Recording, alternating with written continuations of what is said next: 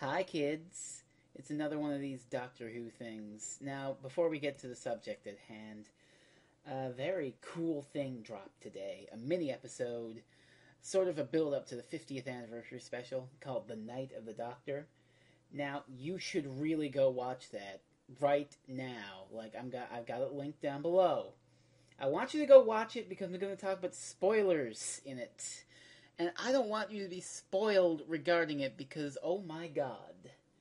So, go watch that and come back here. It's only 7 minutes long, so just do that, will you? I'm going to assume that you've done it, and I'm going to go on to spoiler talk right about now. So, I'm giving you time to get up from your chair and pause the video and go do this. So, okay. Okay, you ready? You ready? Okay, here we go. Holy fucking shit, you guys. Paul McGann was in this fucking thing. He came back to the role after 16 years. And he regenerated into John Hurt on Karn. Karn, incidentally, the planet from the Brain of Morbius, which I mentioned last review with Underworld with Blazy. Oh my god. And then, oh, okay. I gotta calm down. I'm kind of having a little fan freak out here, but you guys don't understand. I've wanted to make this particular sort of video for a while, and this whole Night of the Doctor thing just cemented it. Tonight's the night I make it.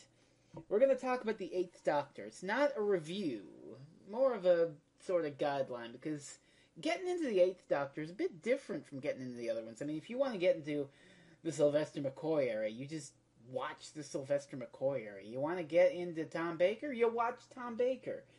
You want to get into Paul McGann, you gotta do it a little right. And this is going to be, I'm going to call it the 8th Doctor Primer.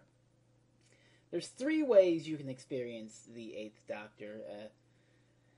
3 ways that I recommend, sort of. Well, technically 2, but the 3rd is there for posterity. So, for those of you not in the know about the history of Doctor Who, it ran originally from 1963 to 1989. And Sylvester McCoy was the current Doctor when the series went on extended hiatus. So there were a bunch of books and stuff about Sylvester McCoy and Ace, the 7th Doctor and Ace.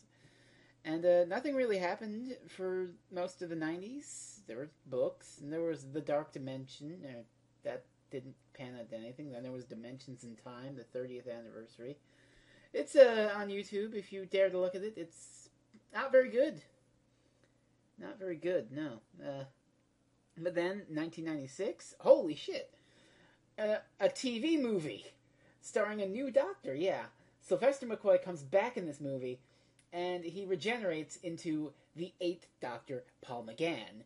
And that's about all you should say about the movie. I mean, you should probably go watch it, because it's one of the only, in fact, until today, it was the only way you could see televised Paul McGann.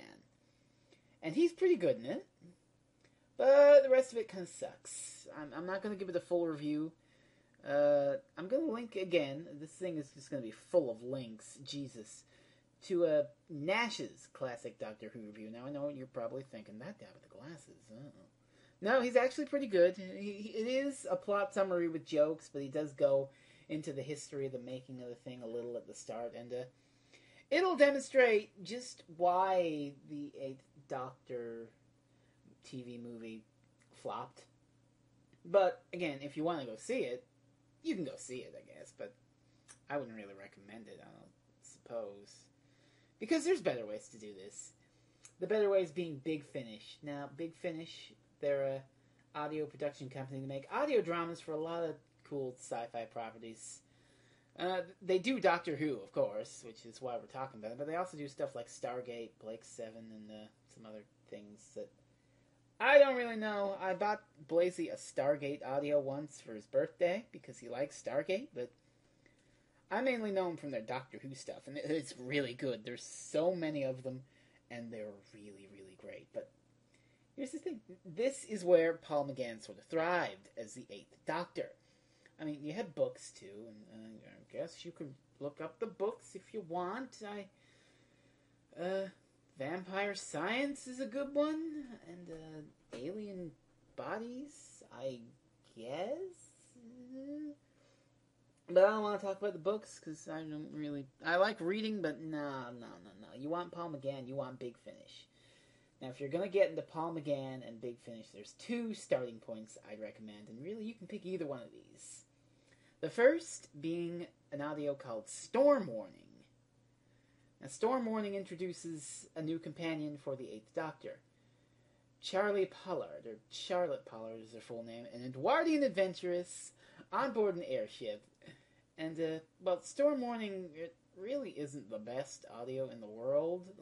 It's a good starting point, but they do so much better. But it is the start of the Eighth Doctor and Charlie as the companion. And I love Charlie. Charlie's super great, especially with the Eighth Doctor. I say that because of reasons, but I don't want to get into that just yet. I'll let you find out for yourself. But they have some really great stories together. There's The Chimes of Midnight, an especially creepy and good one. Seasons of Fear, also really good and really effective. And then there's this whole build-up to a big season finale that coincided with the 40th anniversary of the show, the 40th anniversary of Big Finish Audio Zagreus, which led into a crazy, weird thing that I'm not even going to get into, but the first audio of that set called Scherzo, whatever you want to call it. God, it's so weird. It could never be done as a TV story. It depends on the medium of audio, and oh man. But yeah, 8 and Charlie, great. Now you may be thinking, oh well, gee, it's just some spin-off audio bullshit. Why would I listen to that? Well, guess what? In that Night of the Doctor thing, which you hopefully watched, otherwise you've gone 7 minutes into a thing. I mean, you could have watched it by now. I've already talked for the running length of the damn thing. In that, before Paul McGann regenerates into young John Hurt, he says the names of all his companions from the Big Finish audios. Charlie, Karis, Tamsin, Molly, Lucy. So, Stephen Moffat just made the 8th Doctor's Big Finish run canon. This shit's canon. And that just fills me with such glee. Charlie Pollard is canon, and you should experience her. But there's only one thing about Storm Warning. It's not the best audio, and it follows the classic series rule, which is it's 4 episodes, about a half hour each. If that's a little too long for you, you prefer the faster pace of the modern series with its 45-minute episodes, well, Big Finish has got you covered with the 8th Doctor Adventures. Now, these are shorter, 45 minutes or so long, and they're pretty great, too. They don't have Charlie in them, though. They have a different companion, Lucy Miller. Now, Lucy Miller is basically Donna before Doctor Who did Donna. You know, she's all, you whatever, all northern and spunky. I dig her, because she's kind of like Donna, and Donna was my favorite of David Tennant's companions. So. Her first audio is Blood of the Daleks. Now, this one's a 2-parter, over 2 parts, 45 minutes, but it's still pretty good.